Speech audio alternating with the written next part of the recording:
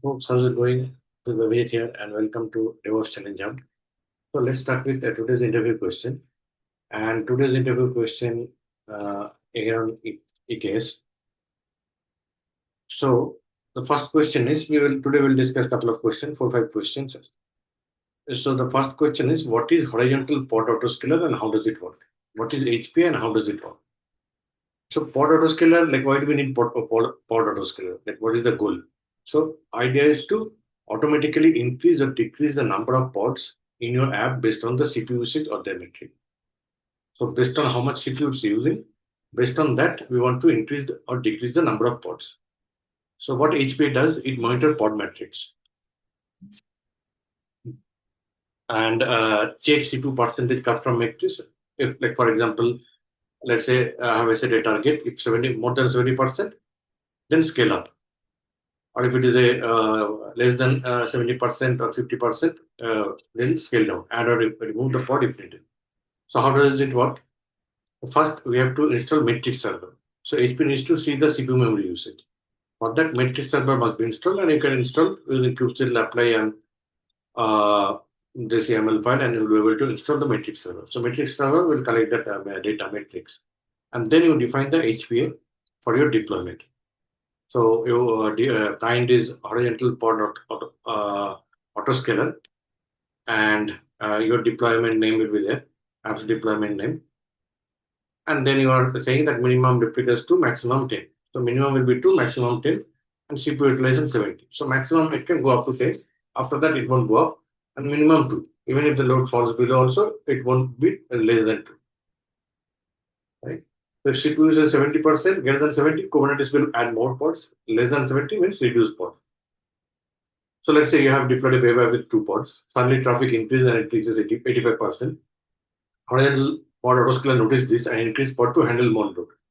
Later traffic drops, CPU goes below 70%, then HPA reduce the number of pods back to the less number of pods. So that way you save cost and stay responsive. But yeah, it's not exactly 70%. Like it will try to close that 70%. When you said 70%, if it goes like 15 plus minus, if it is like 80-85%, then only if it is like 80-85% CPU load for maybe 2-3 minutes, like that you have the settle for scale up. You can mention that behavior. You can mention that in YAML file, scale up and scale down behavior. So if it is more than 3 minutes, 85%, then scale up. If it is more than 5 minutes, then you scale down.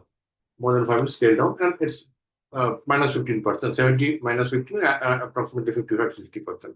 It's not that 70% you mentioned, 71% it has to scale up, and just because it's 69% it has to scale down. It's not like that. 70%, it will average 70%. If it goes to 80-85%, then only it will scale up, and that also it's for maybe it will be there for 3 minutes, then only it will scale up. Otherwise, slashing will happen. Like if we start acting immediately, it goes up, and then immediately we started creating more pods, and then goes down. Immediately we started removing the pod. So we want to see that rush hour is gone actually, right? Like wait for a couple of minutes and see whether there's traffic rush is gone. So metric server reports CPU memory usage to Kubernetes. HP is watches metrics and adjusts the pod replicas. That is horizontal pod autoscaler. Scale target rate, once your deployment you want to autoscale, and minimum maximum replica, limit the pod count range. And average utilization, CPU percentage that triggers the scale. Next question is, what is cluster autoscaler and how does it work? What is cluster autoscaler? So we have seen this pod autoscaler previously in the previous question of cluster autoscaler. So cluster autoscaler, it add or remove EC2 worker node. Let's say one EC2 can run 3 pods, and 2 pods were running, traffic increase. Now you have changed it to 3. But if you want to add more pods, then you need one more EC2 instance, right? So it's like a restaurant and chef. Restaurant, you can have 3 chefs if there are like one chef is working and the lunch rush is there. You add one more chef, but you cannot keep on adding because restaurant has limited space, cooking space. So if rush is more, then you have to open up one more restaurant. So like that is like one more EC2 instance. and safe is like your pod. So why cluster autoscaler? Sometimes you need more nodes when cluster is full. Sometimes you have unused nodes that cost money. So you have to shut down that EC2. So what autoscaler works, how autoscaler works, cluster autoscaler, it watches is constantly change the pending pods that can't run because of no space. If pending pods are there, then it will scale up. Otherwise, if there are underused nodes, then it will scale down.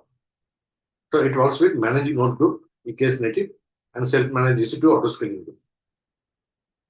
Works with managing node group and EC2 autoscaling group.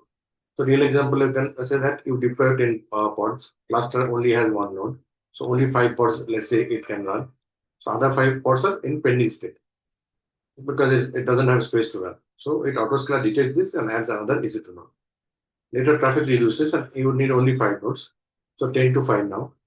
And so it says that node 1 is almost empty. That node 1, so extra EC2 instance, no point running it, shut it down because traffic is less. So remove that extra node. How to install? You can install EKS Cattle util install cluster autoscaler. You can use EKS Cattle to install this cluster autoscaler, cluster is cluster name region, and you can install the cluster autoscaler. So purpose automatically scales EC2 nodes in EKS cluster autoscaler. What is cluster autoscaler? Cluster autoscaler is automatically scales EC2 nodes in EKS. It monitors pending pods. If the pods are pending, not able to run, then it will scale up, and it also takes node usage. If node is empty, like there's nothing running in the node, it will shut down. Scales up, adds nodes if the pods can't run, remove nodes if the pods idle nodes are there. Scales down. Works with managed node group or is it to auto scaling group? Is it auto scaling group or managed node group? You can install using EKS Cattle or Helm. Next one is how do you implement vertical pod autoscaler? Now we discussed horizontal pod autoscaler, then vertical pod autoscaler. Also we discussed cluster autoscaler. So vertical VPA, vertical pod autoscaler, automatically adjusts CPU and memory so that your app doesn't over request or under request resources. Let's say, like, like what is the difference between HPA and VPA? HPA add and remove pods, VPA adjusts CPU memory per pod. So HPA is good for traffic handling and VPA is good for right sizing the resources. Let's say traffic is increasing, more people are coming. So you have to increase the number of pods to serve them. Right? Let's say there is more request that you convert, compress my video file or compress my image file. More and more requests coming, more and more pods you're creating. But to reduce that, means compress that video, when it's doing the job, you see that whatever memory or CPU pod is allocated, it's not enough for that particular pod because that file is so big and so complex. So you need to give more CPU memory per pod. So you have to allocate more CPU memory per pod. So that is the vertical. That is the vertical autoscaling. Or vertically autoscaling means you are increasing CPU and memory vertically going up. Vertical autoscaling, right? Like we build apartment complex. That is a vertical, right? Vertically you go up. First floor, second floor, third floor, fourth floor. That is the vertical autoscaling. And horizontally means you spread. So how BPA works? Watches how much CPU memory your pods use over time.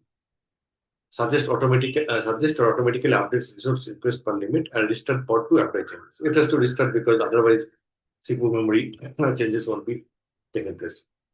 So BPA restricts the pod when updating resources. Restarts the pod when updating the resource. Not great for apps that can't be restarted frequently. So if you are not able to restart the app, then it's not the right one. So how to install BPA? BPA, you need to three parts of that: recommender, updater, admission controller. Recommender, updater, and admission controller. So you use kubectl apply all these recommender, updater, and admission controller. Kubectl apply and define BPA object for your app. In that YML file, you define that vertical pod autoscaler, kind vertical pod autoscaler. Deployment mine app. You replace your app's deployment name here. Kind deployment. And update mode, you can have different update mode, auto initial off. Auto means automatically updates pod resources and restart pod auto. Initial means set the resources at port creation only. At the creation time only you set it. Office just recommend, doesn't change anything. So these are the three more. Auto means automatically it will update the CPU memory and restart it. Initial is at the time of creation it will set, and off it just recommend, doesn't do anything. So what happens? BP sees that your pod is running using 500 MB memory, and it requested, but instead of requested 200 MB, using 500 MB requested 200 MB. So it has to increase the more memory. So it updates the pod definition to ask for more memory. Pod is restarted to apply the thing. So summary: adjust CPU memory automatically. Need pod restart? Yes. Good for right sizing resources. Good for right sizing resources. HPA is good for traffic controls. Install method: apply BPA YML from GitHub.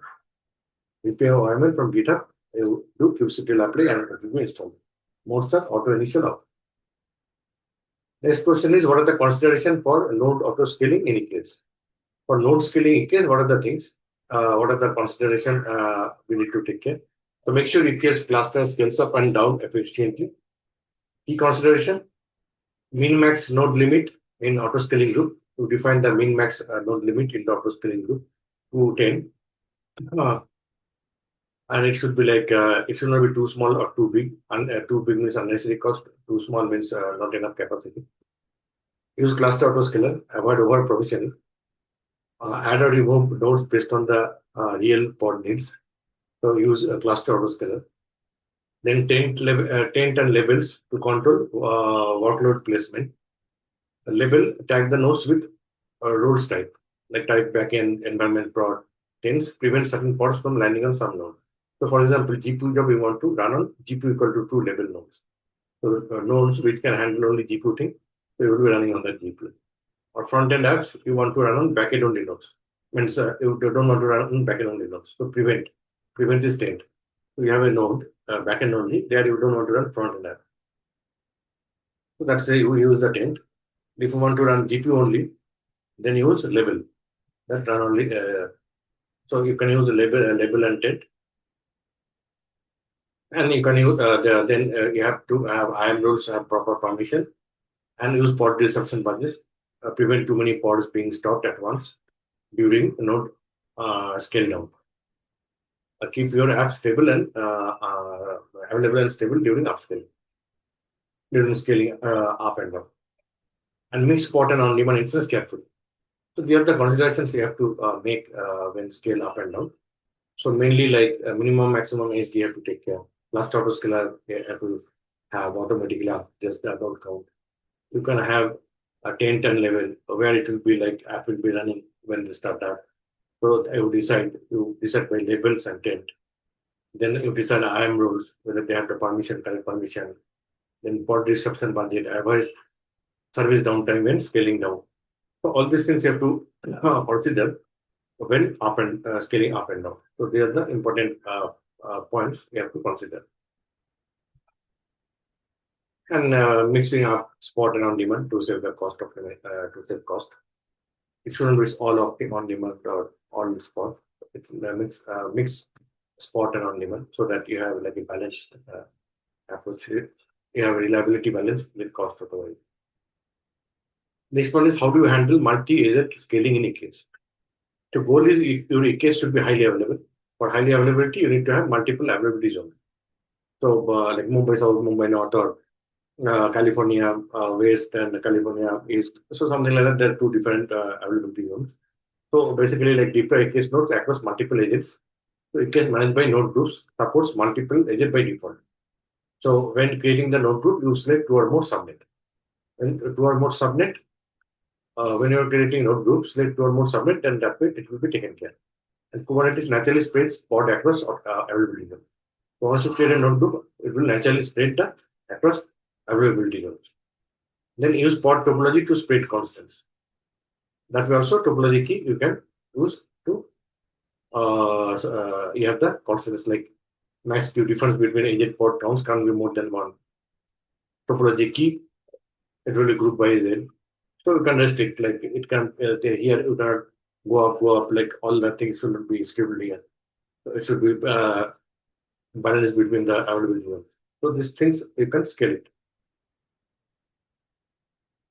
So use multiple agent subnets in node group, let Kubernetes auto schedule, use topology constants, and use availability zones over autoscaler.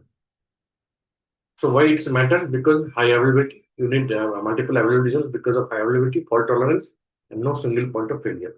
If one agent goes down, application still works in other availability zone. So if in one place server goes down, in east location it has gone down, let's say, in south location it's working. So something like that.